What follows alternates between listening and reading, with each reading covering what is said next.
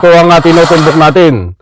Ang biglaan na utos ng ating kasalukuyang Pangulong Bongbong Marcos na hanapin dahil huli na itong si Digong. Ay,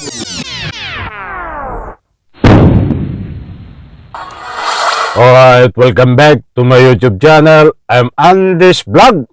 Nako, ito talagang mananagot dito itong dating Presidente Digong dahil diretsang inutos ng ating kasalukuyang Pangulong Bongbong Marcos na hanapin. Nako, ayun itong hanapin na ito, panagutin, huli sa kasinungalingan itong si dating Presidente Digong. Nako po, ay matindi ang utos, so biglaan nitong si President Marcos na ipahanap at hanapin. Mga kaibigan, ay mananagot ka, Digong. Kaya ang maliwanag po dito, huli na nagsisinungaling itong si Digong.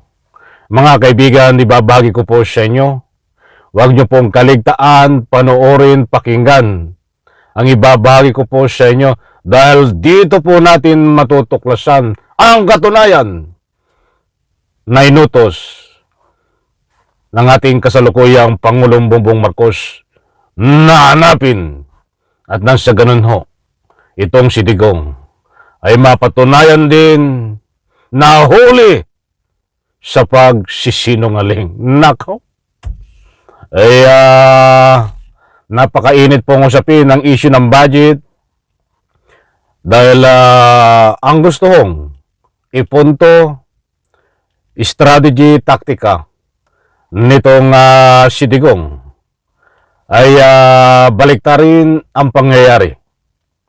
Ilihis ang issue, palalabasin na mandaraya, nangungurakot, mandarambong itong ating kasalukuyang Pangulong Bongbong Marcos.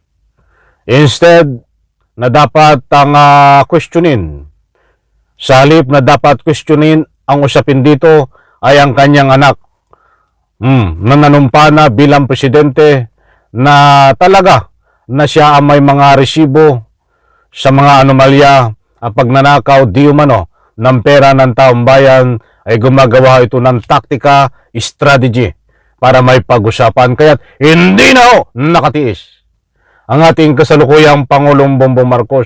Muli kong inuulit, inuutos niya na hanapin at huli sa pagsisinungaling itong dating Presidente Digong. Ito po mga kaibigan, ibabahagi ko po sa inyo. Shout out po sa lahat. Mapagpalang umaga. Ito. Pangulong Ferdinand Marcos Jr. Sa una kong batikos, ano? Sandali lang po Shout out po.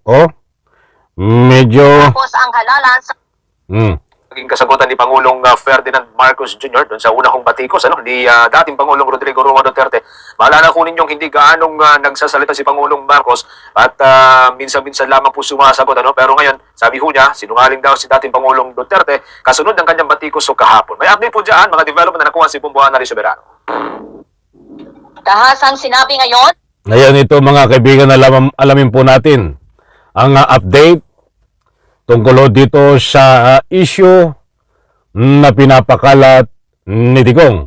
ni Pangulong Ferdinand Marcos Jr. na nagsisinungaling si dating Pangulong Rodrigo Duterte kaugnay sa aligasyon nito na may pinamahang blanco sa 2025 national budget. Sa isang panayam sa Taguig City kaninang umaga, sinabi ng Pangulo na alam ni Duterte bilang dating Pangulo na hindi pwedeng magpasa ng General Appropriations Act na may blankong items. Alam din Ay wala ngang alam. Ay nasobrahan nga ng talino.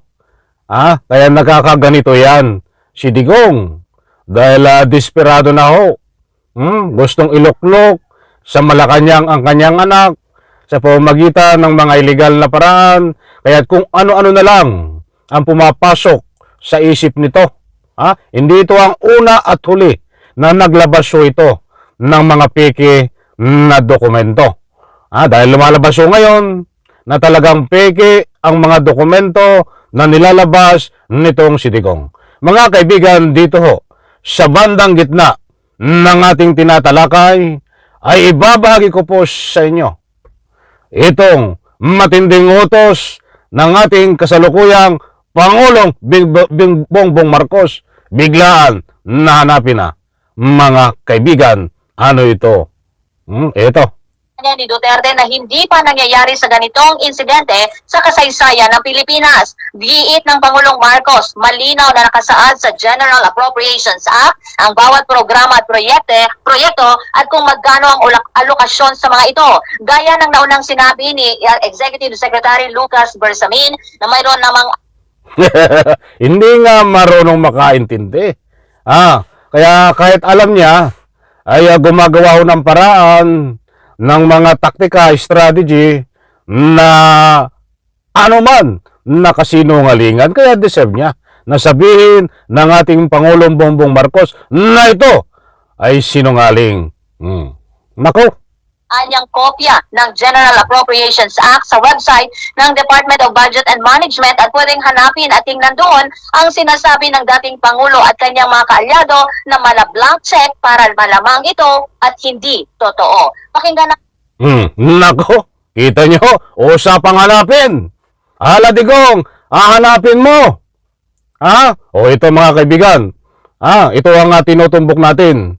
Ang biglaan nautos ng ating kasalukuyang Pangulong Bongbong Marcos na hanapin dahil huli na itong si Digong ay nagsisinungaling. Para mapatunayan, ito, pinapahanap. Pinapahayag ni Pangulong Ferdinand Marcos Jr. Karoon ng item ang GAA nang hindi nakalagay kung ano yung project at saka ano yung gastos, ano yung pondo. So, it's a lie. I was watching the news earlier today. It's a lie. Muli kong ulitin Digong, according dito sa kasalukuyang Pangulo, Bongbong Marcos, ikaw daw ay sinungaling. Inandiretsahan sinabi ng ating kasalukuyang Pangulong Bongbong Marcos. Ito ang mas matindi. Paghanap. And people were saying, it's 4,000 pages. Paano namin ibubusisiin yan? Ang ganito para titignan namin isa-isa. Hindi na lang. Meron namang kopya that's available on the website of DBM. Tignan ninyo, huwag na ninyong busisiin isa-isa. Hanapin nyo yung sinasabi nila na blank check. Samantala, Ayun mga kaibigan, maliwanag ho. Hindi ho tayo nagpapakalat ng anumang fake news.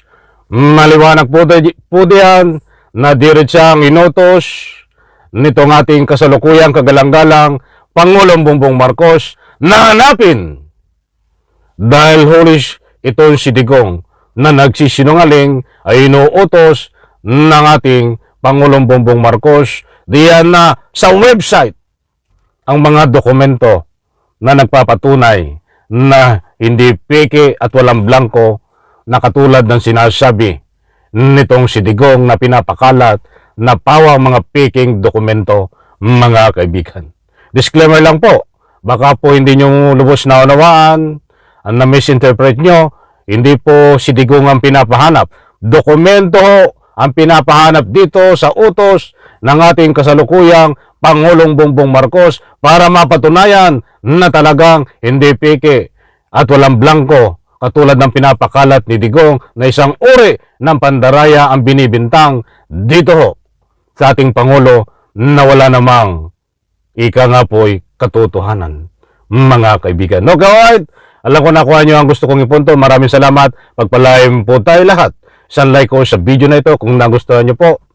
At sa comment section po, pwede po kayo magbigay ng anumang public opinion. Bye-bye. Palakpakan.